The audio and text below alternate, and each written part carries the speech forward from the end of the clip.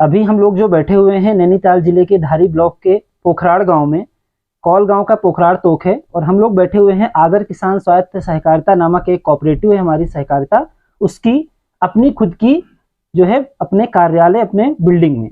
ये जो बिल्डिंग है ये कार्यालय के साथ साथ हमारा प्रोसेसिंग सेंटर भी है, इसमें हमारा एक छोटा सा मार्केट आउटलेट भी है और ये हमारा एक ट्रेनिंग सेंटर भी है जहाँ पे कि हम लोग बहुत सारे एक्टिविटीज, बहुत सारी ट्रेनिंग महिलाओं के साथ बाकी चीजें करते हैं। जो किसान जैसे किसी के पास बहुत कम उत्पादन है, कोई बहुत सी और डी कैटेगरी के हैं, यानी कि जिनकी जमीनें कम है, जिनका उत्पादन कम है, उनका उत्पादन ना तो वो बाजार भेज पाते थे। अगर उन्होंने बाजार भेजा भी, मान लीजिए कि अगर उनके पास में 10 डिब्बे 15 डिब्बे हुए, 15 20 50 किलो हुआ भी, तो उसका पैसा उनको 1 महीने, 1 साल 6 महीने 8 महीने में मिलता था, तो कोई फायदा नहीं होता था।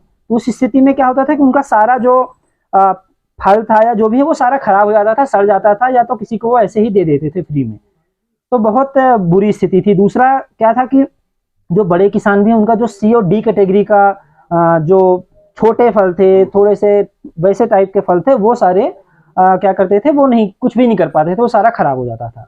तो हम लोगों ने देखा कि हमें एक यहाँ पे एक प्रोसेसिंग यूनिट बनानी चाहिए। गांव वालों से निकल के आया कि जहाँ पे हम लोग छोटे किसानों का, स्पेशली जो हमारे छोटे किसान हैं, उनका उत्पाद ले सकें, उसको हम लोग प्रोसेस करके उसकी मार्केटिंग कर सकें।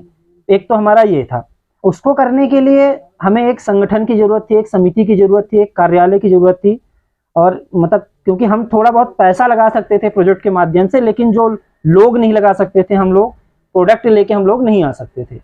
तो हमें यहाँ पे हमने सर्वप्रथम जो है फिर एक आगर किसान स्वायत्त सहकारिता का गठन किया, जिसमें हमारे वर्तमान में 7 गांव से मुख्य बोर्ड मेंबर्स हैं और तकरीबन इसमें हमारे 350 किसान ऐसे हैं जो बहुत छोटे किसान हैं, और इसमें भी 350 में से भी तकरीबन 80% हमारी सारी महिला किसान इस पे हैं।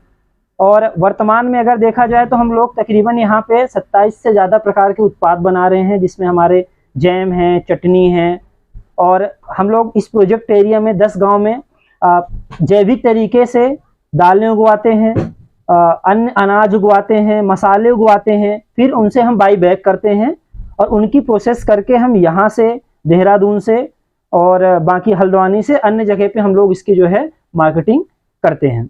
इसके अलावा हमारे इस कोऑपरेटिव में जो है ये हमारा ट्रेनिंग सेंटर है। अभी तक हमने पिछले 1.5 सालों में यहाँ पे एप्पन की ट्रेनिंग, सिलाई की ट्रेनिंग, बुनाई की ट्रेनिंग, क्रोशिया की ट्रेनिंग और जूस बनाने की ट्रेनिंग, बहुत सारी ट्रेनिंग ऑर्गेनाइज करवाई हैं।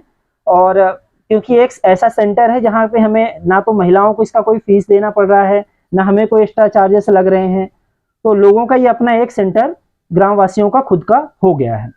और हमारी जो कोऑपरेटिव है, हमारी कोऑपरेटिव में वर्तमान में जो है 10 सदस्य शामिल हैं।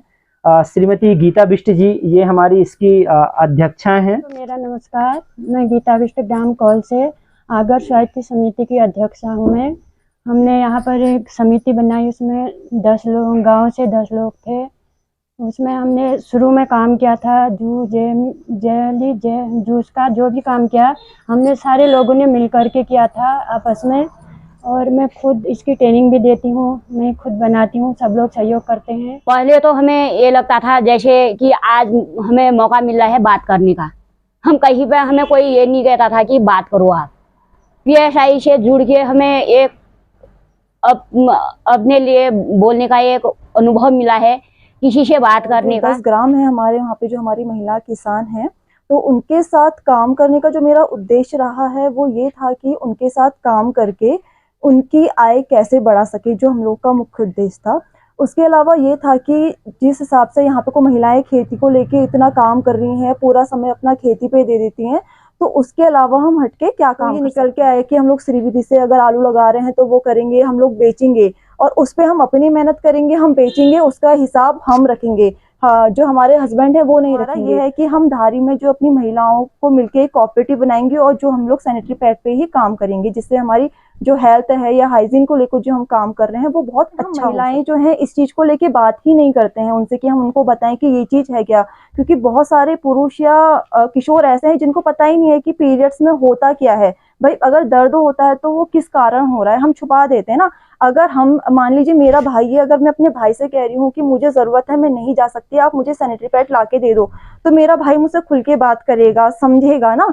तो मेरे संग जो है, अगर मुझे ज़रूरत है कि पानी की, अगर मैं कह रही हूँ भाई पानी ला के दे तो मुझे देगा, लेकिन मेरा खुल के बात करना बहुत ज़रूरी है। और जब मैंने इससे पहले काम किया था विमर्श पे, तो वो हेल्थ हाइजीन पे था, तो वहाँ पे हम लोगों ने पुरुषों और किशोरों के साथ काम किया था। तो पहले तो मतलब वो बात ही नहीं कर रहे थे, लेकिन धीरे धीरे जब समझे तो मतलब ये चीज़ बहुत अच्छी लगी कि अपनी बहन के लिए सैनिटरी पैड चुपचाप लेके आ रहे हैं और रख दे रहे हैं, अपनी फ्रेंड के लिए ला के दे रहे हैं। अगर दिक्कत है तो वो दवा या गर्म पानी है वो ला के दे रहे हैं। और अगर मान लीजिए अगर फ्रेंड को किसी और चीज़ की अगर समझाने की भी ज़रूरत है ना, तो उस पे भी वो लोग समझाते हैं। तो ये चीज़ बहुत अच्छी है। लेकिन हाँ, मुझे लगता है कि हम अगर यहाँ पे धीरे धीरे पुरुषों से या किशोरों से बात करें तो यहाँ पे भी बहुत अच्छा हो सकता है।